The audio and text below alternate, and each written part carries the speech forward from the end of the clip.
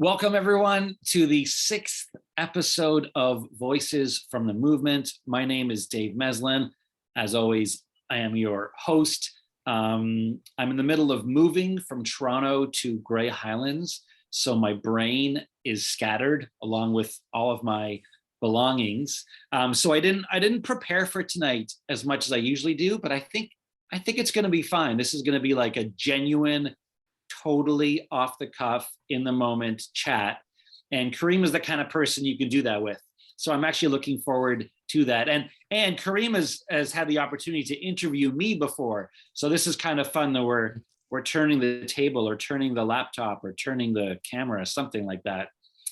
I always feel weird about land acknowledgements on a call where people are coming in from all over the place. And I've been doing it differently every time. I think I just want to say that anyone who's joining us from anywhere in Canada is on land that has been occupied for thousands of years, long before it was colonized by Europeans.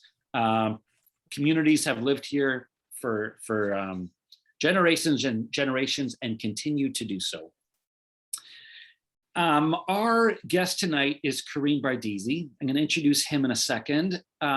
First, I just want to say that Unlock Democracy is a national nonprofit. Our goal is to reimagine and redesign what democracy can look like, can feel like, raise the bar in terms of what we expect from our political ecosystem, and demand change when we feel like it's not meeting the needs of our time. And really seeing the whole democratic landscape as something that is malleable and worthy of experimentation. Which is a great segue to our guest, because he is an experimenter of democracy and has played different roles and worn different hats. And I'm really excited to kind of tease out some of the motivations, behind his career path. And I think he's going to have some interesting ideas to share with us, and especially for any younger folks who are watching tonight or later on YouTube, who might not be aware of all the amazing ways that you can build a career in a political space. They don't really teach you that in school. Before we dive in, one last administrative thing. I am going to share a link. I encourage you to open this page, but not look at it now. I wanted to thank all the people who support us monthly on Patreon. You can give $5 a month, $10 a month, $50 a month. There's about 60 people doing it right now every month. And it's one of the main ways that allows us to do events like this, and also to do our advocacy. So check out our Patreon as soon as this is done. Let me know if you have any questions about that. So Karim is running as a candidate in the June election. I need to get that off my chest right off the bat. Karim is going to be the Liberal candidate in Parkdale High Park in the provincial election. And normally I would be very hesitant to invite and give a platform to a partisan candidate right before an election, because our work is totally nonpartisan. So for those who are just wondering how this transpired, there's a few answers. Number one, Karim is much more than a Liberal. And I invited him to be a speaker on the series before he was a candidate. And so what I did a few weeks ago was I actually invited the NDP candidate in the riding, Butila, if she wanted to join us tonight, just to make it more fair, but she wasn't available. And I decided we're just going to stick with Karim. I think he has a lot to offer. So Karim, the main hat you're wearing tonight is as a co-founder and on leave, but the former executive director of the Ryerson Leadership Lab. So let's talk about that for a few minutes before I get into some of the stuff you've done before, and the work especially that I collaborated with you on during the Kathleen Wynne years, which was really exciting. And I doubt many people here on the call are aware of the role that you played during our advocacy to bring ranked ballots to municipalities in Ontario. But you've been running this thing called the Ryerson Leadership Lab. I think it's really, I personally find it fascinating how you've found spaces within Queen's Park, behind the scenes, doing really important policy work and strategy work. Now you're embarking on a career as a public politician, but in between, you've created this whole space in the world of academia to help people become better leaders and help them explore their policy work. So just tell us a bit about the Leadership Lab. Why did you create it, and what is it? Thanks so much, Mez. Thanks, Unlock Democracy, Christina, chair of the board, and all of you who are involved in different ways of building a better democracy in this great imperfect country of ours. I'll actually start, Mez, maybe by also pulling in a bit around your question in the intro around how can you have a career or a life that is in this space?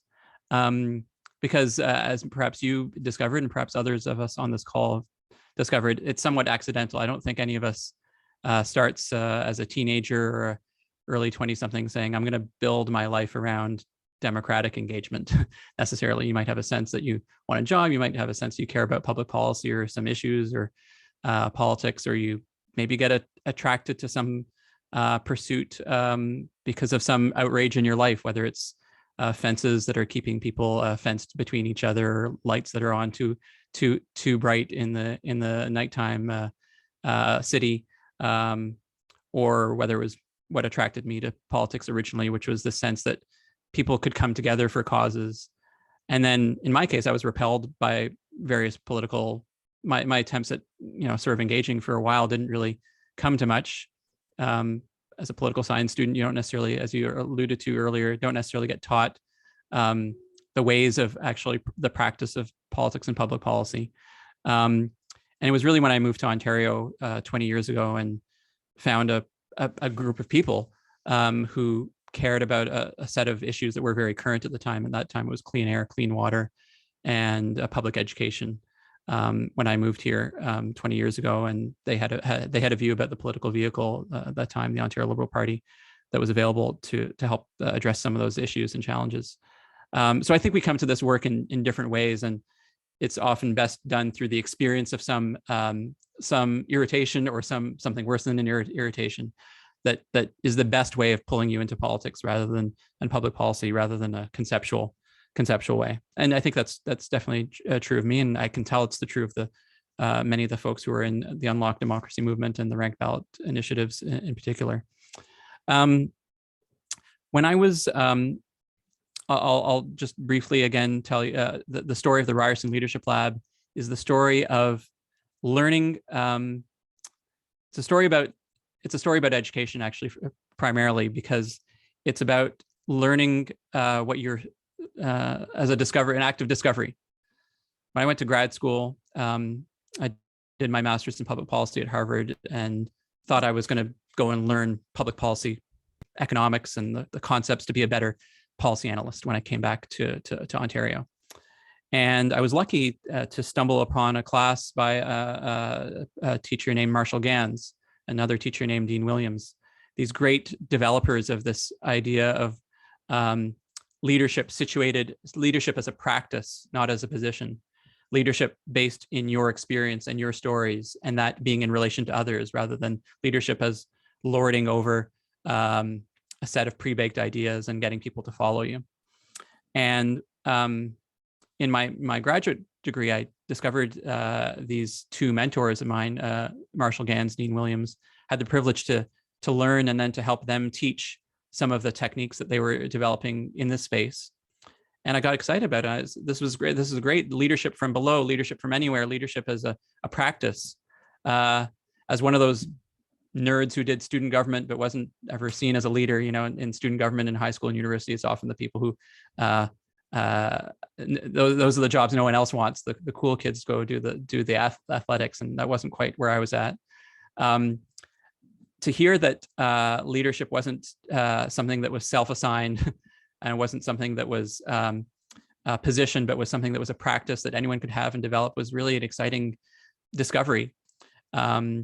Marshall Gans, in his case, had worked with Bobby Kennedy and Cesar Chavez, working with social justice movements for decades, and was just on the cusp of helping lead the training for the Barack Obama presidential campaign volunteers.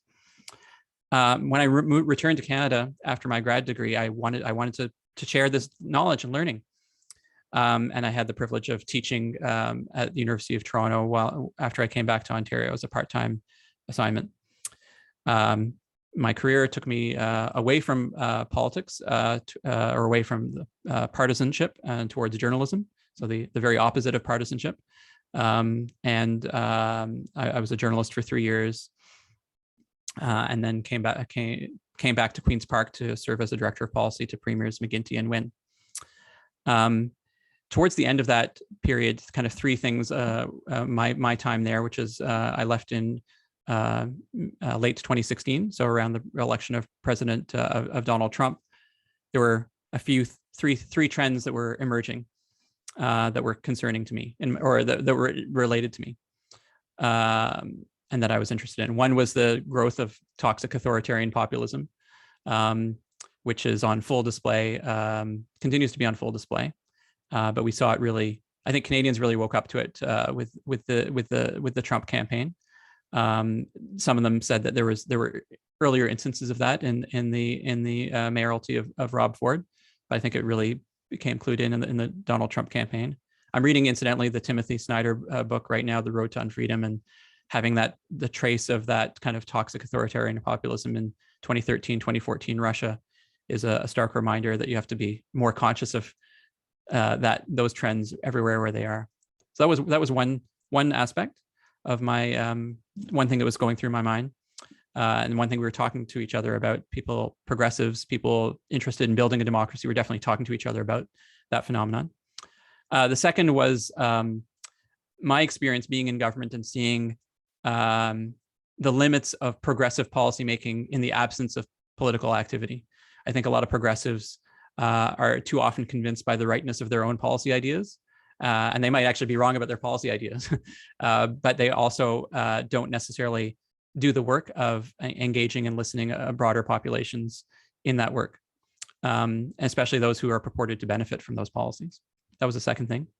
And the third thing was my desire to continue teaching and developing my sideline teaching practice, making a bigger practice. And so I had this concept of a leadership and policy institute that took the leadership development side as seriously as the policy side, and that really tried to reach deeper, in this case, to Ryerson undergrads and younger change leaders who are a bit more removed from the policy process, as my attempt anyway, to help create some ideas and to create a practice that could help solve some of these issues.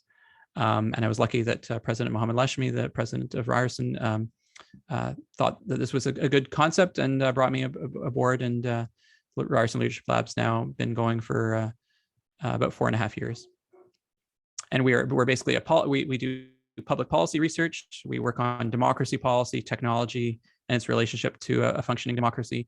We work in education and climate as well, policy. And we have a set of leadership development activities starting from undergrads and going all the way up to kind of senior executive types. Cool. How did you end up like so let's go back now to the Wynne government. Mm-hmm. So everyone here watching knows that Unlocked Democracy has been very active pushing for voting reform, and our strategy has been to focus on municipal reform. It's more local. It's easier to access the nonpartisan councils than to get the big parties to shift on things. Now, Karim, you and I kind of met indirectly through that, because one of your students at U of T was interning with us at the time, mm-hmm, mm-hmm. And they did a project on ranked ballots. At the same time, you were doing like kind of behind the scenes, very senior policy advising to Premier Wynne. Yeah, I think most people, I'll speak for myself here. How does that world work? Like, everyone knows how you become an MPP. You get nominated. Everyone knows how to become a professor. It's not an easy job, but you can there are clear steps, right? You want to become a surgeon. You want to become a carpenter. how the hell does someone become a senior policy advisor? Like what are the different types of personalities that end up in that role? What advice would you give to people who are real policy geeks and would like to find work in that field? Yeah. And maybe just what are your reflections of, there's that song in the Hamilton musical, I want to be in the room where it happens. You've been in the room, like you Yeah. were in those rooms that most of us will never see. I've never seen them. Tell us a bit about the room where it happens. Yeah, and I had a special privilege that I had the privilege of being able to sit in on pretty much every cabinet meeting of the Ontario government for almost 5 years, Wow. and Wow. to Wow. yeah, to be able to witness. And I would tell my students this sometimes, and in a nonpartisan way, that in general, you, my students, or you, the public, would be those cabinet meetings aren't public. I think Gordon Campbell had an experiment of making them public at one point when he was the premier of British Columbia, and then they just did all the secret things, the things that were too hot. They probably took to another room. But I think in general, people would be proud of those deliberations, and I actually say that in a fairly nonpartisan way. If you read the memoirs of other premiers or of other policy leaders who've had that privilege, and I would include the Ford government, members of the Ford government in this. I think, our elected officials struggle with really tough decisions, and they bring a variety of perspectives, whether it's local, regional, professional, subject area or stakeholder, ideological. There's a variety of perspectives that elected officials bring to really tough decisions. What they don't tell you, as you alluded to, is that there are all these other jobs that aren't the elected jobs, but they're not the permanent public servants either. So at all levels of government, municipal, provincial, federal, territorial, and Indigenous, the elected officials are generally supported by a much smaller but quite dedicated group of people who have jobs working directly for those officials, and they come and go as the elected officials themselves are returned or replaced, or the government is overturned, as government's overturned. These jobs are on Parliament Hill. There's probably 1,500 of them. At Queen's Park, there's probably 500 of them. You can get in. You can get in young. You can get in. You don't have to have a university degree necessarily. You don't have to have a college diploma necessarily. Although it helps definitely to have a university degree, because a lot of people come in through other forms of political action. And these are jobs where you interview for and with the members or their lead staff people or the minister. They tend not to be put on LinkedIn or Indeed, although they sometimes are, and they're heavily relationship based. And they're strange jobs because at one point, on the one hand, they're very senior, working directly with elected officials and with ministers or the premier. But on the other hand, they're more fleeting than the permanent public service. In those jobs, you have a lot of items that you see. If you're working, my first job of that nature in government was the legislative assistant to the Minister of Finance, and we were bringing in an auto insurance reform bill, and I was also the legislative assistant. So I had to I became an expert in auto insurance. I was actually the auto insurance policy lead for the Ontario Liberal Party, having never owned a car. And I didn't tell that to I tried to learn the file as best I could. So you're thrown into these situations where you're learning things and giving advice and working with the permanent public service. And it helps to be steady. It helps to be discreet. It helps to have a sense of teamwork. It helps to have a policy mind and to develop a policy mind. And it helps to be a good listener, someone who's taking in input from lots of different directions and trying to distill it into either a briefing note or a piece of advice or an instruction that will go up to the minister or the MPP or down somewhere else into the system. And these are very privileged jobs. We'll talk more about rank ballots maybe in a moment, but when you were advocating when you and I can tell the story of a interaction I had with Alan Broadbent and Ratna Ahmedvar, who were quite active on the issue at the time as well. That would be one file of dozens that I'd be kind of managing at any given week, month, or year. The Ontario cabinets are like big boards of directors, except the board of directors is 30 people on it, and they meet every week. And they're making major decisions that are consequential to the lives of every person in the province. And so they need support, and they need people who are going to help connect the different pieces of the agenda, so they're not working in cross purposes with each other. It would be bad to have a pro-democracy move over here and then a very anti-democracy move over here and say, oh, we're for democracy. And yeah, we can get into a lot of the specifics, but that's the job, and it's a very privileged job, and it's long days, lots of meetings, emails, phone calls. It's desk-based work, but occasionally get around a lot. So it sounds like there's two main paths into the room where it happens. One is to be, one of these policy advisors, as you've done, and the other is to get elected. So I'm curious to hear why you're experimenting with the elected route, because obviously being elected comes with a lot of hassles. Like being the public face means you're also a target for criticism and protest.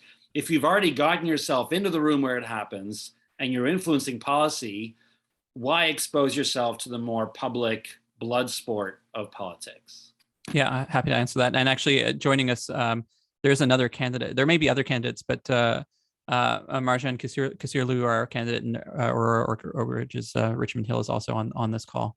And she works at Humber River Hospital, and so might have a different motivation. My motivation was, I wasn't sure if I would ever do this. A lot of people, when they have these jobs, they come sufficiently close that they have a sense of whether they would ever do it themselves. Most say no. I said yes, and in part it was the circumstances of the particular circumstances the last couple of years that inspired me, and a number of things that were happening. That was one thing. Two, the specific desire, I think, to represent my community where I live. This is, I'm just pointing out here, but this is where I live in the Parkdale High Park riding, and wanting to represent my neighbors on behalf of the things that were motivating me and many other people in the riding around the issues that were mattering. And we don't have to get into those, but they were very current and pressing. And the pandemic was the effects of the pandemic really focused my mind and attention on what positive democratic engagement could look like right now, and what needed to happen from a policy perspective. There's also a third thing, though, which is, yes, when you're an unelected advisor, you have lots of kind of, power, and you have the ability to help influence an agenda, but there's a strange lack of accountability around that. In the end, you're not owning it. It's someone else who's owning it. And with that accountability, I think at its most beautiful and profound comes the opportunity to really articulate an agenda, to really articulate leadership, not just on behalf of the advice that you're getting, not just collating the different pieces, but trying to put a vision forward that is true to your people, but true to you. And obviously, in a party context, true to your party. And I felt that I was ready to articulate that. I felt that I had the learnings from being in government, that I could be a better person, as I could be a better MPP having had that experience. And I think I was sufficient. I still lots of surprises, but I felt like I was more aware than most about what it was going to be like, and I was prepared for that, and my family was. So yeah, that's. It wasn't really conceptual. It wasn't really a conceptual question in the end. It was really a circumstantial question. How does it intersect with the stuff you were saying earlier about Marshall Gans and the authenticity of your own personal story? Politics seems to often turn its own candidates and leaders into very scripted and risk averse sound bites. How you've been building this whole thing about authenticity. Are you concerned about how that perhaps clashes with the world of electoral politics? Yeah, because there's a couple of constraining factors. There's not only the communications message window, which is so small, as you alluded to.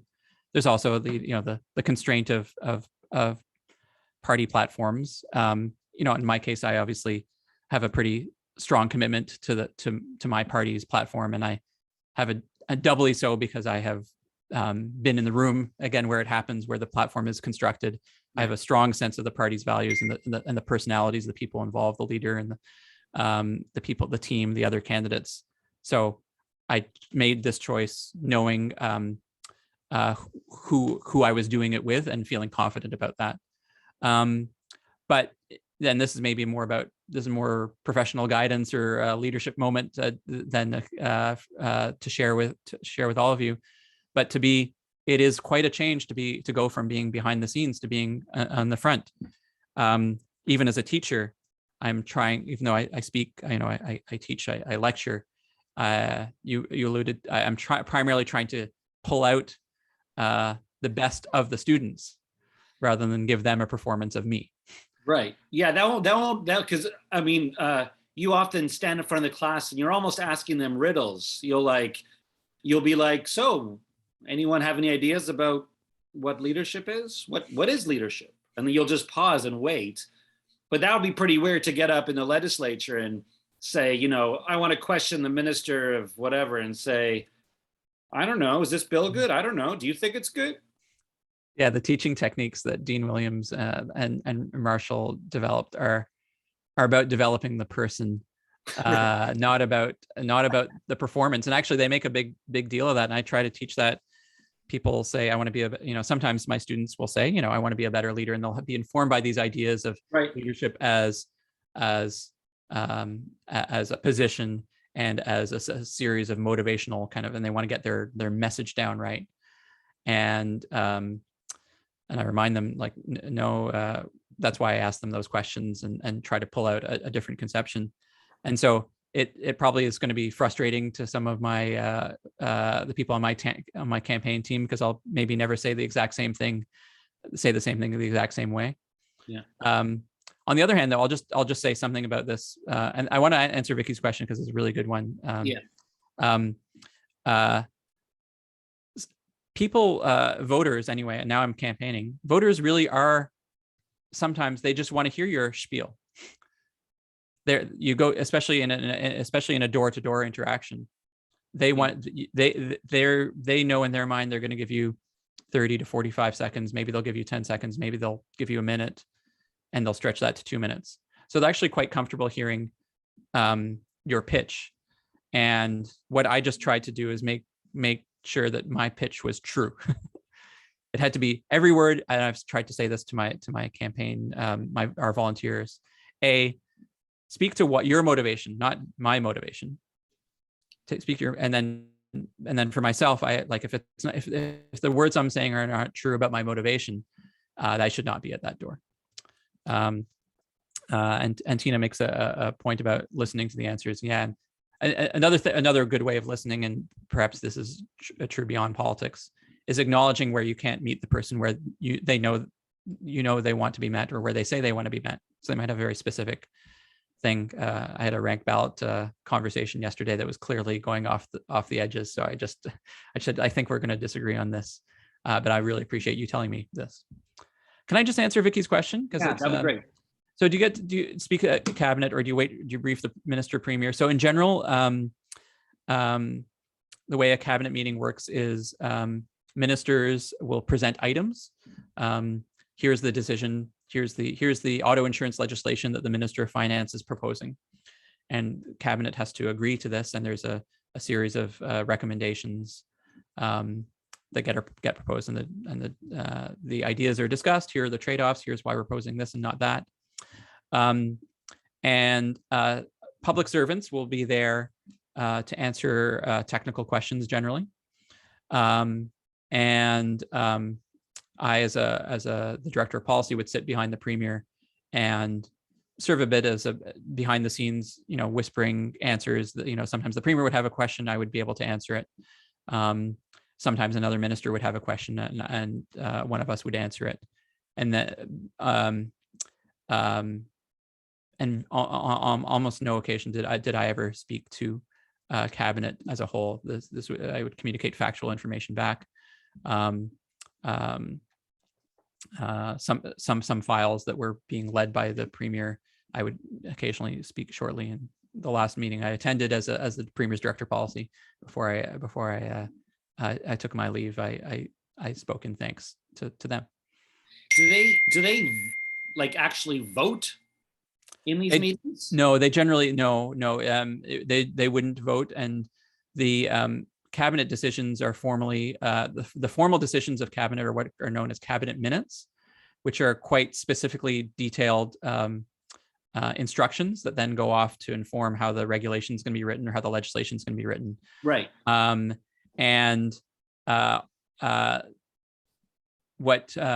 There's a chair of cabinet, and then there's the premier. Okay. And they will sit across from each other, beside each other. And if the premier generally, but sometimes the chair of cabinet, but generally the premier, at least the cabinet meetings I attended, thought that there was sufficient skepticism or concern about some aspect, the processes ought to culminate in the item being approved at cabinet. Right. Again, not without a vote. But if there's sufficient concern or skepticism, you might bring it back for a second time. You might make changes. Sometimes ministries will have not sufficiently consulted with each other, and so ministers actually reveal important questions that weren't sufficiently considered. So, like genuine surprises can happen. Okay. Yeah. So if there isn't a vote, at whose discretion, like who decides if cabinet agrees? Like, I mean, there must always be some concerns from someone.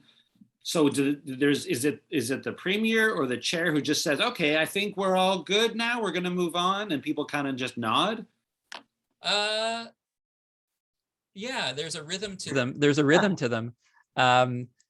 These are think of cabinet as a team. Okay. And the team is looking at looking at a play. Okay. And they like, this is how the play is going to work. Right. And they've seen this play before, or they've seen a version of this play before. Maybe if you're sorry to use a football analogy, but maybe it's a throw down the post, or maybe it's a halfback sweep or something. And there are other analogies and other supports. So they've seen these plays before, and they're discussing them. And if there are significant objections, and ministers are often, they'll say, look, they just want to make sure that something is improved in the communications of the thing. So we agree with this policy, but we think it might not be understood unless you talk about it this way. Or this is fine, but down the road, when you execute this, we're going to need a stronger diversity lens or a stronger inclusion lens. Right. Those are examples of some things. And then some things are really controversial. And there'll be strong views on either side. And generally it'll be the premier who will say, this minister's proposal I approve. We are going to do this despite the objections of some. And that's the indication. The formal powers of a premier or prime minister are actually not that many. Formal powers are really around presiding over the cabinet meeting and helping to choosing and appointing and, quote, disappointing ministers. Right. But the actual proponents are the ministers. It's the ministers who own the decisions, who bring the decisions forward, and then the cabinet collectively owns them. So you're speaking to a group of people, many of whom are advocates, involved with fair vote chapters or municipal reform. Since you've seen the beast from so many angles on the inside, what advice do you have for people who are trying to influence party platforms pre-election, or party policies post-election, or if it's a government policy, cabinet policy, etc.? What coaching advice can you give this football team? Yeah. So I'll give some general advice, and then maybe some specifically in the municipal democracy space. Okay. General advice: reach out to MPPs. MPPs may have a party affiliation. They may. There's another kind of weekly meeting, which is really important, which we haven't talked about yet, where MPPs collectively have a voice, and it's not about any formal government decision making or opposition party decision making, but it's caucus. So each, generally in federal and provincial politics, the elected officials of the elected members of the different parties meet together about once a week. And if they're hearing, if a lot of the different MPPs are hearing, or a lot of different MPs are hearing the same thing, they will bring that forward. They will, oh yeah, did you meet? Oh yeah, I met with that group. And the Unlock movement and the way that the advocates in this space have been working is very effective, because it's a kind of a you have a bit of a model whereby different people in different areas, but with a common view, are going to be calling for similar things. And that's helpful. Generally, not all advocates work that way. Some advocates just work centrally, like they'll pool their money together, they'll form an association, and they'll just advocate at Queen's Park. Right. But they wouldn't have a member model or a local activation model. That's one piece of advice. Second is knowing what you want to ask for is very important. And in this space, I think there's a clarity around that among the people who are in this room and in the Unlock space generally. I'll make specific recommendations in municipal. I'll try not to get too partisan here, but as you know, municipal policy is heavily set by what the province says. Municipalities are creatures of the municipality, of the province rather. And I know there's a charter cities movement. I know there are different people who are involved in different conceptions of municipal governance. And that scares actually a lot of people at Queen's Park. The charter city movement is raises a lot of questions. But you don't have to take a position on that to be an effective advocate on municipal issues. I think it's important for this group to remember that current provincial politicians are often former or recent municipal politicians. Right. And so I think there's a bit of cultivation that can happen, not only of the provincial members, but of municipal leaders around their future ambitions for provincial politics. There's also a great opportunity, because a lot of the energy, especially in Ontario, a lot of political energy tends to be attracted to federal politics. There's actually a great way of learning politics and learning political and policy engagement through the work of groups like Unlock. And so being more explicit about that perhaps is a valuable thing to do, especially if you're trying to recruit younger leaders or a diversity of leaders. I have so many of my students, I'll just give an example, it's not my writing, it's a lot of Ryerson students, about 50% of them come from the city of Toronto, 40% of them come from Peel, Halton, York, and Durham, approximately. Durham region, the face of elected leadership of Durham region is no resemblance to the face of my Ryerson students from Durham region. Right. And so I just remind them, look, you've got, there's a tension here. You're wanting to assert yourself as youth leaders. You're wanting to claim some space of the public space in Durham region and look around you. And so I've been very explicit about encouraging them to get civically involved in the local life. Right. And I think there's a lot of energy in general to be drawn from people who do not feel included. And the good thing, as you know, but the thing about municipal politics, I would sort of map the sort of very high-minded theoretical pieces of around how elections work and representation works, but also map that to a very direct set of issues that are municipally focused: garbage collection, skateboard parks.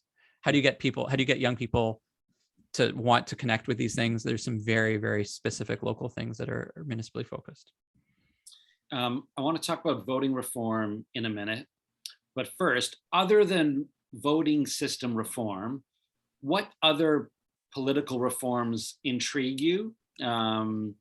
I've written about, different reforms to increase civility in the legislature, or to deal with financial contributions in election campaigns. Yeah. Decentralizing power within parties, within caucus. If you were elected or not, like if you were elected, well, I guess you're an advocate either way. I'm trying to be careful not to ask you too many questions with your candidate hat on, but it's so hard not to. I'm just curious which democratic reforms you're interested in these days and would like to pursue, other than voting reform. Okay. Can I say one thing about voting reform though? The vote at 16, the vote at 16, and obviously, Mez, you're deeply involved in that. To many people, that is the natural next step, and there's tremendous opportunities for democratic learning that happen in those years at which those young people are currently prevented from voting. Well, let's talk about that one for a second. Yeah. Now that you've mentioned it, what do you think the path forward for that campaign is? So I run vote16.ca. There's a bill in the Senate. There's a bill in the House of Commons to lower the voting age. Both are private members' bills. Of course, there's provinces and territories, all of which could lower the voting age anytime. And theoretically, any province could allow municipalities one by one to lower the voting age, which has already begun in the United States. You've got cities like Tacoma Park, Maryland, which have lowered the voting age. So if you live in this town, you can't vote, but if you live in this town, you can.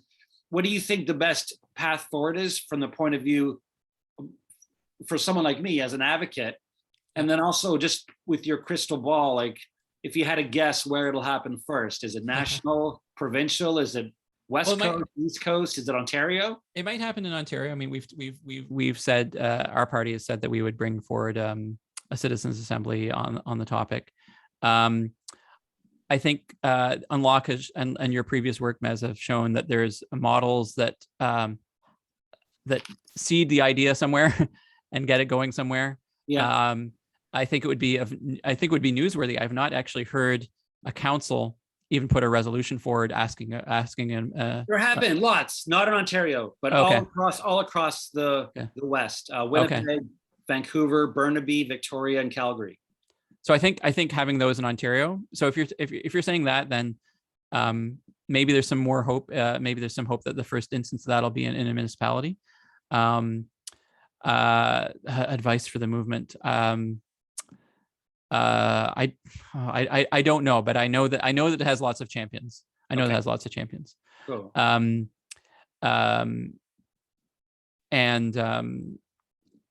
Obviously inclusion, and a litigation strategy never hurts either. That's happening too. It's cool. There's a charter challenge this year going to the Supreme Court. Yeah, and just as a little fact, by the way, with most political parties allow people to vote in nominations and leaderships at the age of 14. Wow. So that's an added element. Other democratic reforms that are interesting to me, I really am interested in civic public service projects. Not required, but ones that are heavily invested in. Understanding civic public service broadly, so whether that's public service around climate and sustainability initiatives that are local. There's a great, the AmeriCorps initiative in the States. We've never had, we had the Company of Young Canadians. We've had Katimavik, but we haven't really been intentional about building a full set of civic infrastructure opportunities for people of a variety of ages who want to serve their country but don't want to join the military or join government. But see an opportunity to serve their community in a formal way. So I think those are exciting. Those aren't necessarily public policy changes so much. There is lots definitely at the intersection of political finance and civic engagement that needs to be dealt with. I always tell people, and they are, I tell people this as maybe to get them a bit upset, but also to help donate to my cause. When I tell them that the most generous charitable dollar you can spend in Canada, by orders of magnitude, if from a purely quote self-interested point of view, is a political party donation, because it is a refundable tax credit, and you can get up to up to 75% of first in Ontario anyway, $427 back. Whereas a charitable donation does not have that degree of support. That results, as Nick is alluding to, the Quebec model. When I was in a government that significantly reformed political finance, and the new government relaxed some of those restrictions. It's a good question, and it's one that I think you and others are right to continue to be on top of. But I actually have a related idea in the other direction, which is, what if we had more organizations that could benefit from that credit? Why only relatively self-governing political parties? Are there other forms of civic associations that could be recognized in each community and each riding that could benefit from such a credit? That's an idea I've pitched in the past. I'm not pitching it specifically in this election, but it's one that what if we had a League of Women Voters equivalent in every riding, or set of organizations that was civic, that was well governed, and that could benefit from some form of public support. Right. Vicky has a question about donor disclosure. Yeah, and that's a good question. I believe in general it's done by Elections Ontario, but there's not. I don't think there's anything stopping the candidates from doing that directly. Okay, let's touch on the touchy subject now of voting reform. Mm-hmm. So municipally, we've actually got a great consensus amongst all of our supporters, advocates, and the Greens, Liberals, and NDP, which is great, which is that we've got Del Duca, Wynne, and Schreiner all saying that they support giving local choice back to municipalities so they can use ranked ballots if they want. It was kind of a big setback for us, of course, when Doug Ford banned ranked ballots 2 years ago. But also, I think I've mentioned this to you, I wear that as a badge of pride, that the Conservatives prioritized getting rid of legislation that you and I worked on. It shows that they realize that it's a impactful and powerful piece of legislation. So that's great. That's going to come back at some point. The sooner the better. On the question of provincial reform, there's a lot of different ideas out there, and criticism of various positions. So your party leader so far has promised, as a first step, to bring in provincial ranked ballots within this current single member districts. Some people think it's a great idea. Some people think it's a terrible idea.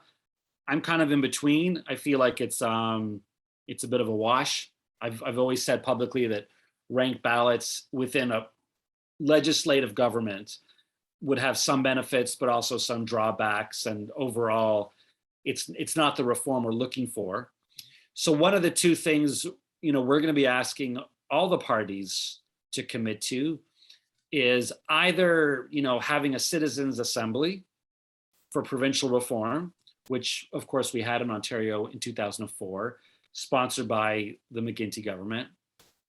Or if you're going to experiment with something new, like a ranked ballot, would they at least commit to just doing it once as a pilot with some built-in mechanism to review it? Because I think I could go for that. For those of us who think that ranked ballots wouldn't work provincially, I guess the best way to prove that is actually to just try it once. So I'm not concerned about Del Duca trying ranked ballots provincially. I think what scares us is that what if that closes the door to other reforms? So I guess I'm curious on your personal thoughts on this, but also any insight you have as to whether the provincial Liberals might be open to pivoting or tweaking that promise a bit, so it's more aligned with the consensus of the actual movement for reform. Yeah, and this was I was excited and pleased by the commitment, and the primary lens actually for a lot of folks around this commitment is the bad taste of the experience of the 2015 electoral reform commitment by the federal government.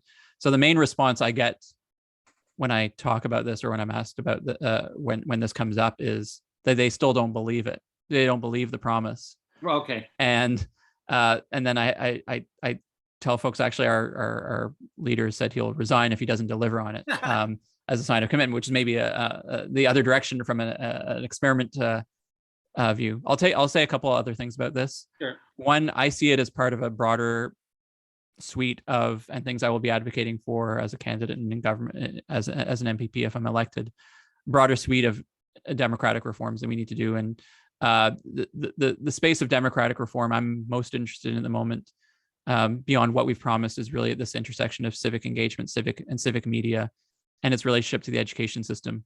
If we don't have learners wherever they are, encountering and having civic media that is strong and accountable, or creating accountability, and that there's an audience for that, then we have some big problems with our democracy. And I don't think traditionally it's not a space policymakers have been in. The federal government has been in it a bit. I think we'll all have to be in it in some way. The interesting thing about voting, about democratic reform, is it's hard to experiment with. You have to look, at the provincial level. Right. The municipalities are sort of these laboratories of democracy. They say in the United States, the states are the laboratories for democracy. There's 50 states. In Canada, provinces are maybe a bit of are somewhat laboratories of democracy, but we had over a 10-year period, I think 4 provinces at least, that did plebiscites or referenda, and you can related to voting reform, and none of them met the threshold that was set.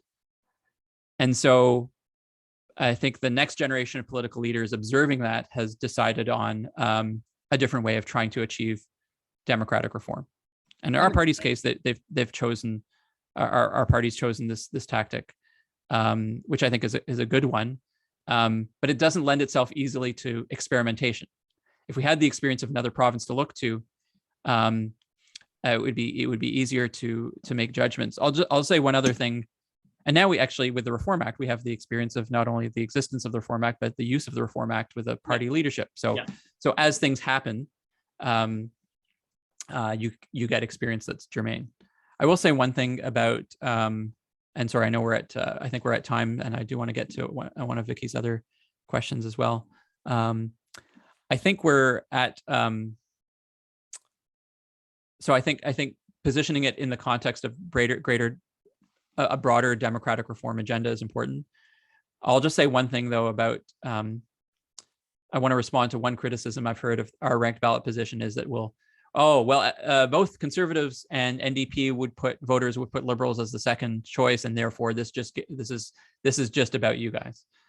And I think that, I understand why people might initially assume that, but what we know, wherever it's happened, democratic reform, reform of voting systems, and you've seen it in the ranked ballot election that happened in Ontario and London, that it changes. It is a foundational change. It changes the way it changes the incentives of the parties. It changes who the candidates are. It has much broader reaching changes, and so the parties themselves will have to adjust and will adjust to what ranked ballots, if our proposal succeeds, will ultimately do. That will in turn change us, and it will change all parties. So I totally get the idea that the referendum processes have by and large failed. So the new approach is to commit to a system and use it. But I don't see the incompatibility of that being done as a trial. Mm-hmm. I mean, so the advantage of a citizens' assembly or a referendum is that it puts the decision into the hands of a group. So for Del Duca or any leader to say, well, I have a system in mind, we're going to switch, to me that makes sense, but only if it's like, I don't know though, I'm going to try a new system because it might be better. We won't know until we try it. So we're going to do it and then have some kind of review that assesses whether it was better or not. I feel like there's something missing, like to just switch, to unilaterally switch to any system without any kind of either a referendum or a citizen assembly or a review seems kind of crazy, don't you think?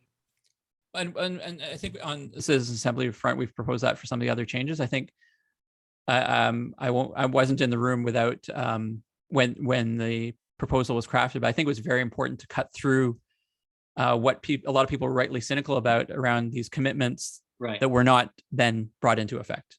Yeah. And so that's the motivation, I think, in part around this, to say, like, this is a problem, and we're serious about it.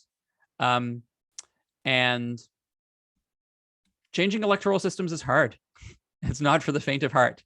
And in this case, there's no federal government saying there's a provincial option. This is entirely in the provincial jurisdiction. Right. And I think our party made a pro-democracy call. But there is absolutely other perspectives on it, which are understandable, and it doesn't cut neatly down the line. And I know that there's principled views on the other side. I haven't heard the other. I hope the other parties react in some way to our promise, or make other democracy commitments of their own.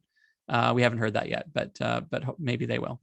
Okay. Anyone have any? Thank you, Karim, by the way. Those are great answers. Anyone have questions you want to throw into the chat? And there was another comment from Vicky earlier on. I think she was talking about the skills that you brought as a teacher versus the skills you'll be bringing as a candidate to voters. I think best skill I brought to my policy job, pithy writing, to be able to focus, like to prepare a briefing note, and to be able to bring in all the different intelligence in and really strip out. Decision makers are very, very busy people. A minister of finance or a premier is looking at dozens of things in a day, and is also not spending most of their time deciding things. They're spending their time listening, talking. They've got a variety of pressures on them, and so you really have to get their attention around their decision-making time, and make it count. Now the premiers I worked for read everything, so that was a fortunate situation to be in. I have a question on multi-partisanship. How do we get elected members of different parties to talk to each other? I'm seeing it happen a bit in Ottawa, which is nice. Like on the Vote 16 file, I'm actually building a bit of a network of Greens, Liberals, and NDPers who are like working together with me and with each other. And we're hoping to add the Bloc and maybe even Conservatives to that.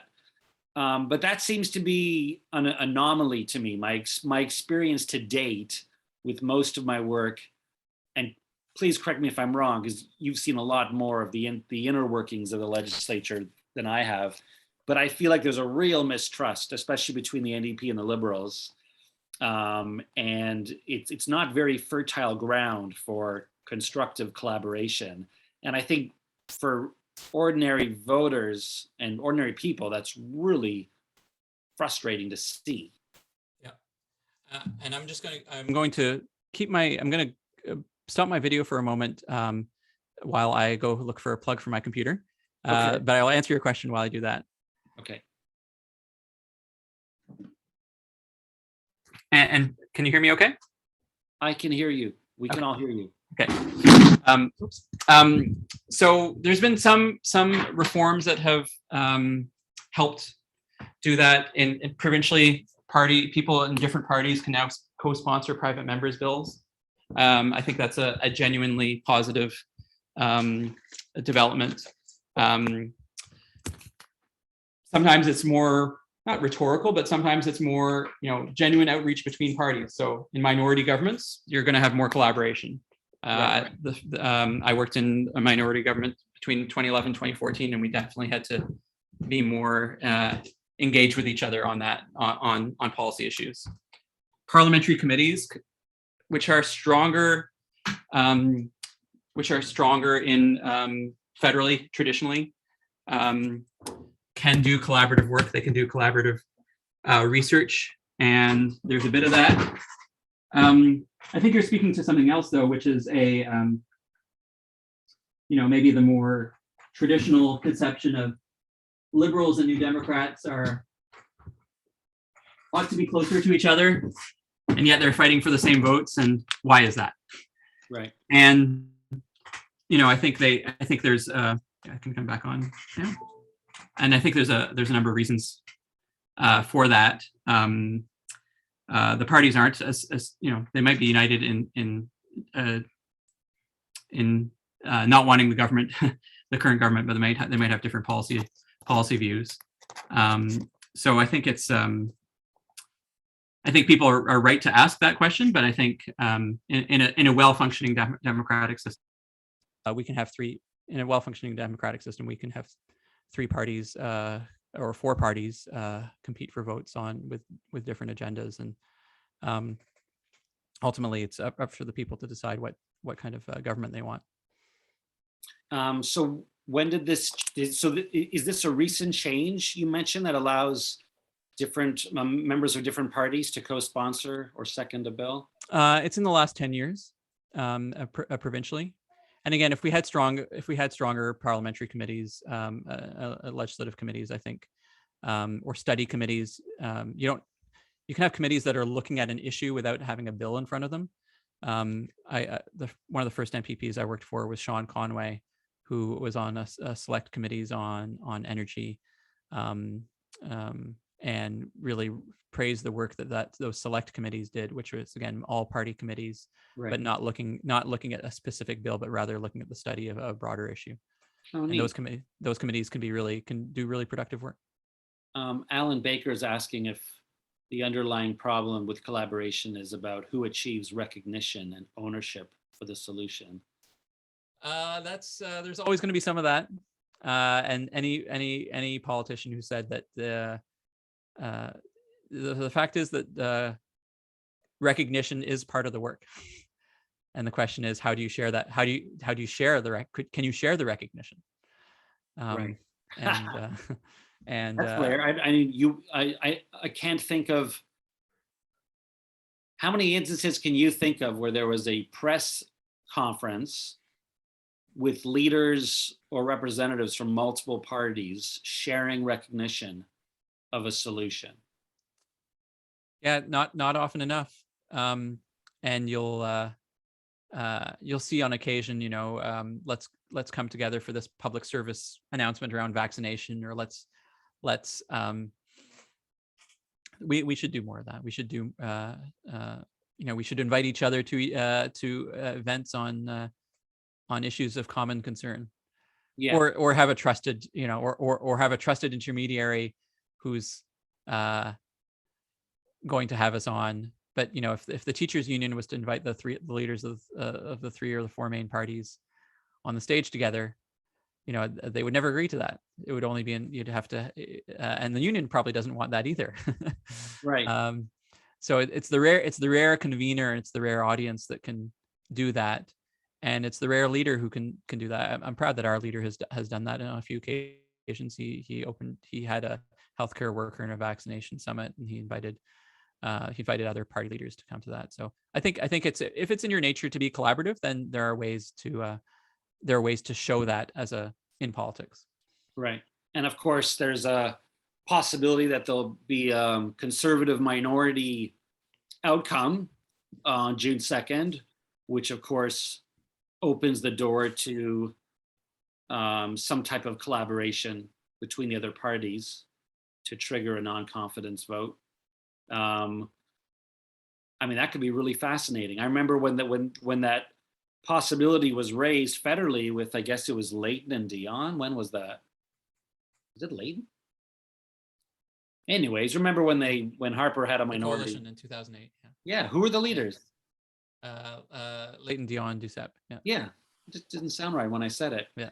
What they were proposing was a very normal exercising of the parliamentary system, but so many people, seemed really shocked, and even the CBC called it like we're in uncharted constitutional waters and this and that. How do you think that might play out this year if Ford doesn't get a majority of the seats? Or do you think we've matured as a democracy since the Leighton Dion, fiasco? Yeah, I don't know. I mean, there's lots of different kinds of arrangements that are possible under our constitution, and we have experience in Ontario of different kinds of arrangements. I think ultimately it'll be up to the party leaders and the lieutenant governor if that happens. I think each of the party leaders, each of the three other party leaders have said in a Ryerson Democracy Forum with Martin Reg Con that they weren't interested in supporting a conservative minority government. So we would have to see what happens. I'm focused on winning my seat and being at the table. If I'm not elected, I can't participate in that discussion, unfortunately. Why is Ryerson sprouting so many Democratic hubs? So you just mentioned Martin Reg Con's work that he's got. You've got John Beebe who's on next week. Democratic Engagement Exchange. You've got your Leadership Lab. You've had Meyer Semiatiki doing amazing work there. Ryerson seems to be disproportionately occupying an enormous space within the field of democratic reform. Yeah. What's going on there? And Sanjay Ruparelia, the Jaroslawski Democracy Chair there. I think there's an appetite, there's an interest. This institution is right in the center of downtown Toronto, with now outreach in Brampton and students who are from all over the GTA. And Vicky's referred to some folks in other related disciplines. So there was some strength there. And I think it's something that I think the approach that the university takes is something that like breaks beyond the academic environment and really tries to reach people. You've got Olivia Chow's Institute for Change Leaders as well. Right. More on the training and people development side. So, and a lot of the academic programs have a relationship to democratic engagement. I think it's a natural outgrowth. I found a little community there, and it's a natural outgrowth, I think, of the applied tradition of Ryerson, of the university, now finding new audiences and new things to apply. And it's exciting that this sort of polytechnic tradition is now entering the democracy space in some way. And what is the status of the name change? I believe there is a committee that is looking at this and is taking proposals from members of the community, and is going to be making a recommendation in the coming months. Cool. Mm-hmm. How can people plug into the Leadership Lab and find out about events you're doing, or what are the different ways people can access the work? So the best way is our mailing list. We have programs for people at every age and stage beyond starting in high school, basically. We have a study trip, a virtual and in-person study trip called Can Study US, where mostly students and young professionals are learning more about US policy and political issues and US-Canada relations. We've got a number of policy projects on climate. We've got a youth leadership engagement project on climate. We've got a project called that is teaching responsible technology policy, really important to a well-functioning democracy, to professionals.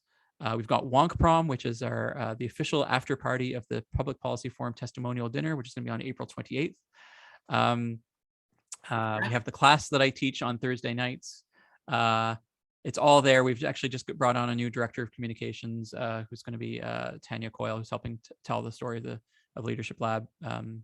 And everything is there, going to be on our website, and our newsletter and our social channels are the best way to connect in. And as the campus opens up, we'll be doing more things on campus, I suspect. Again, I'm on leave, but the Leadership Lab is running a variety of programs. We also have a project called First Policy Response, which is a pandemic policy publishing project. And we have town halls through that activity as well. Cool. So lots of chance to learn and to develop yourself and connect with others. So Wong Prom is back in person in real life? Yeah, it's going to be at Ripley's Aquarium, April 28th. Oh, cool. That's great. Mhm. Okay. And for folks watching, I'm going to send out all these links in an email, so you don't have to take notes. For people who want to get plugged into election campaigns, Liberal, NDP, Conservative, Green, none of the above. What, as a candidate, you're probably getting an interesting insight into like the role that volunteers can play. We tend to think about hammering in signs and knocking on doors, but sometimes I also see people like in offices doing stuff. What types of volunteer help are you finding helpful as a candidate, and what advice would you give to the people watching for how they could plug into campaigns from any party? Yeah, political campaigns are really opportunities to bring any talent or skill or interest you have and make it relevant. So some people like to organize shelves and like to keep things tidy. Well, we need campaign offices need to be kept tidy. Some people like to do mundane, they have really high powered thinky work during the day. They just want to do some mundane activities at night. Well, we can put stickers on this thing, on these envelopes that have to go out. Some people love to cook and love to entertain and serve people on campaign. You mentioned volunteers, and volunteers are critical and are fueled by food.